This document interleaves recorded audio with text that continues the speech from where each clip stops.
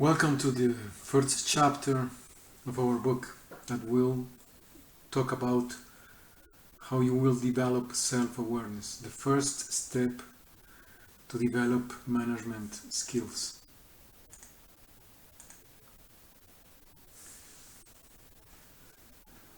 Making an evaluation of self-awareness, that is an evaluation of who you are, what are your strengths, what are your weaknesses. It's very difficult because it will show you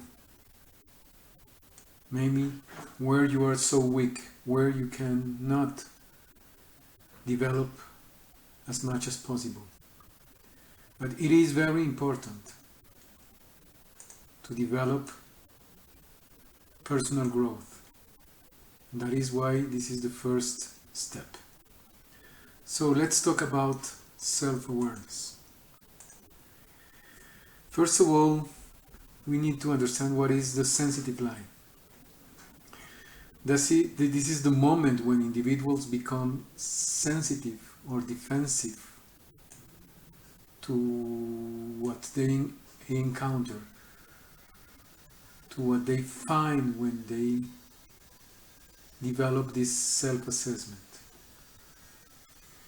And sometimes it's difficult because you don't want to accept that you can have weakness. But it is important to be totally honest with yourself. That is, to be self-disclosed.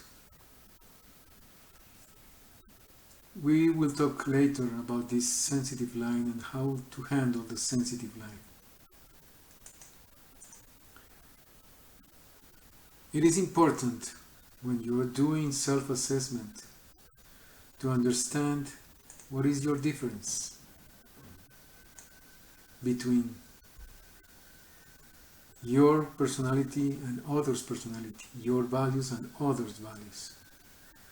Appreciating difference will help to socialize and to eliminate these social barriers.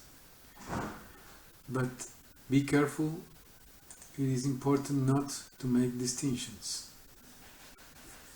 not to create groups or separated groups. Respect differences, but do not classify people.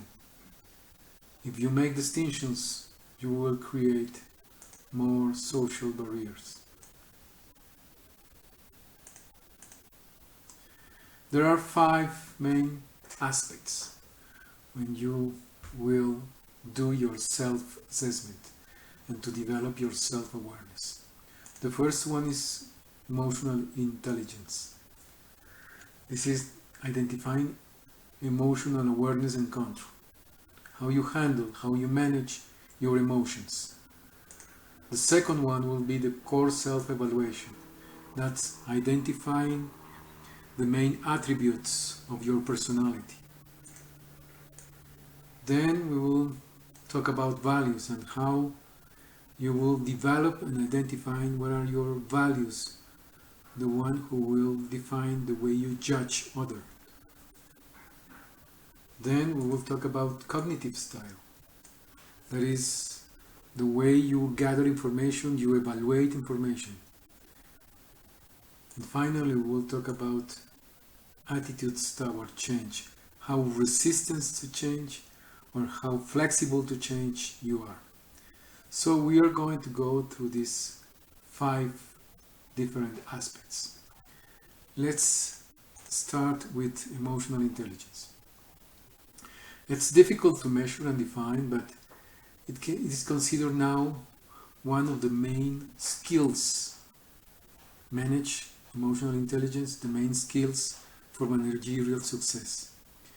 So you need to diagnose your own emotions, control your emotions, recognize others' emotions, and respond to these emotional signs coming from others. Now let's talk about values. Every person, every individual has its own values. That's maybe the driven aspects of your life. And these values will help you to define morality and ethics and how to make decisions based on your morality and ethics. There are two types of values. The one is the instrumental values. It is related with the values that will lead your behavior, your conduct.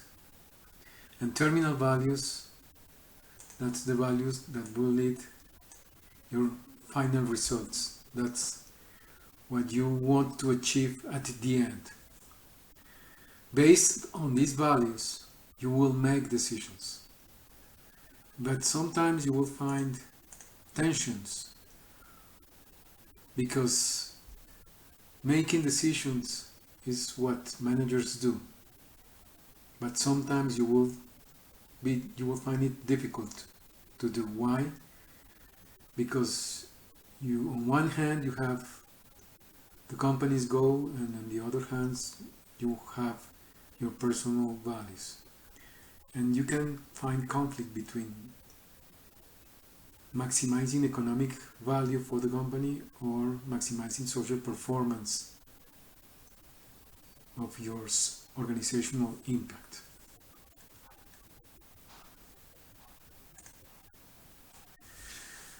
The third aspect we need to talk about is cognitive style. That is the way you perceive, the way you respond to information. In three different moments. When you acquire information, this is knowing. When you use information to plan your activities or your performance, that's the planning moment. Or when you use information not to act but to create new things. In these three big moments, the way you react to information will be totally different from person to person. You may find some issues when you receive information and you try to know, plan, or create. For example, when you're knowing information, when you're receiving information, maybe you can be resistant to innovation, so new information or information about new things will not be willing or will not be important for you. When you're talking about planning, if you're intolerant to ambiguity, then every information that comes that will change your plan will be rejected. Or when you talk about creating,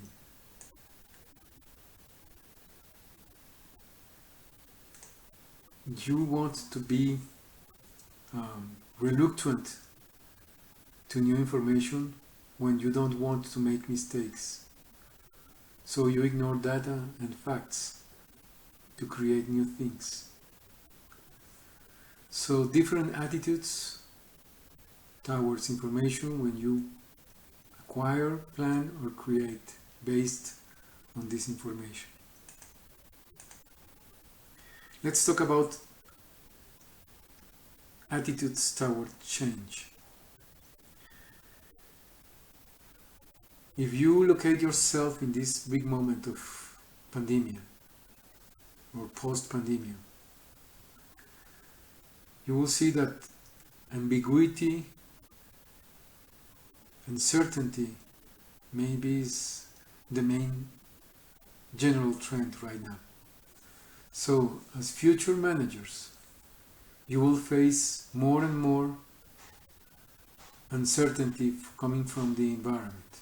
How you handle uncertainty, how you handle ambiguity, that will be part of your success or fail when we talk about professional careers.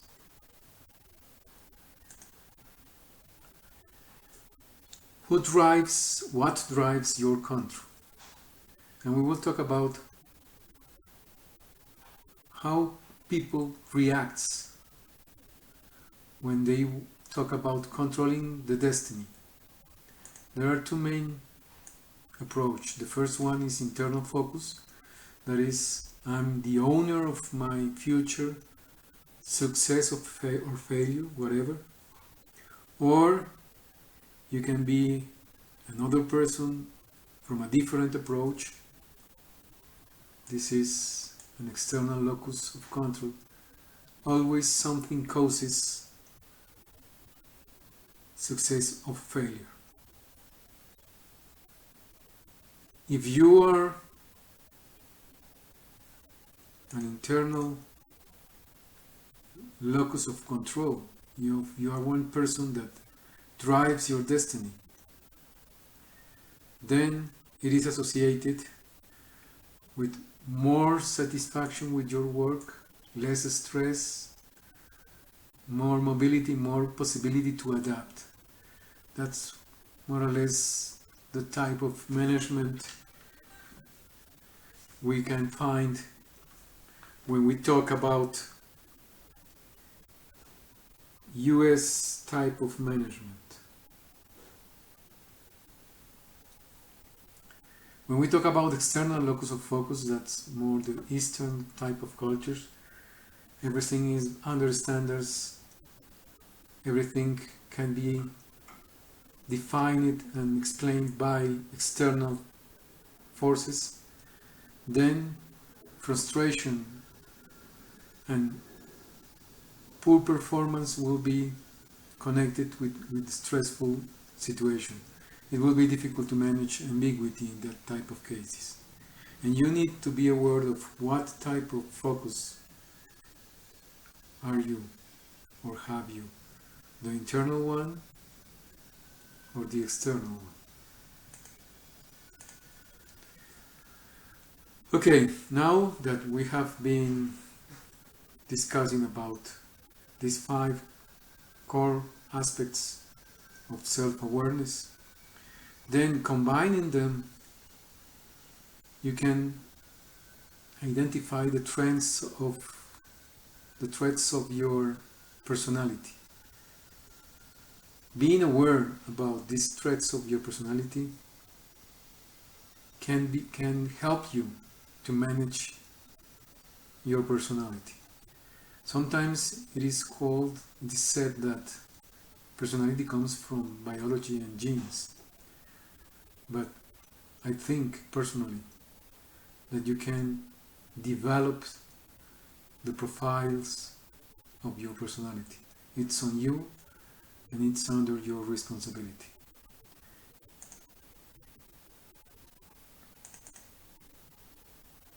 Having the possibility to make a self-evaluation, I mean being aware of what you have, of what you are, will increase your self-esteem, your emotional stability, and then that will come to job satisfaction of job performance. Why? Because you will select a job that it's aligned with your personality. I recommend you to think on that. When you will finish your career, you will find many options, many opportunities, labor opportunities. Try to select not the best economic one, but maybe the best fitting with your personality traits.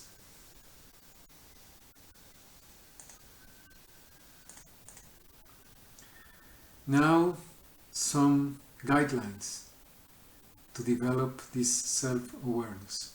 First of all, identifying what we have defined as the sensitive line.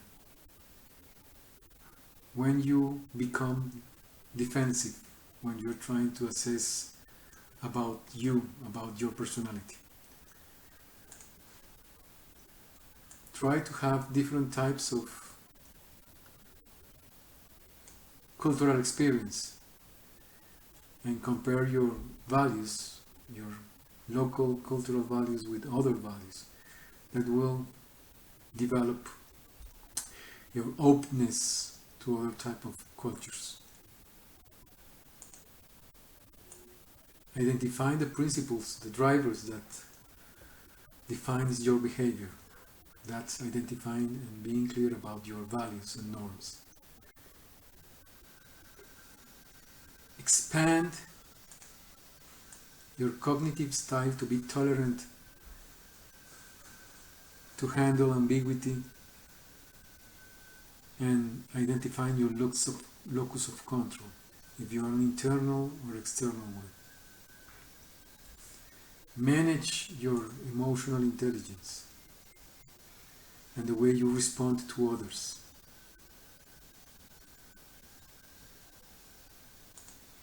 Once you have made your self-evaluation, work on your strengths, enhance them. But the most important thing, be honest with yourself. Try to be as objective as possible when you are trying to understand who you are. Keeping a journal may help. Writing about it may help. Okay guys, that's it for the first chapter. So prepare it, fill your test. Remember, you have a test for next week, and we will discuss about these 3 different decision-making issues you will prepare.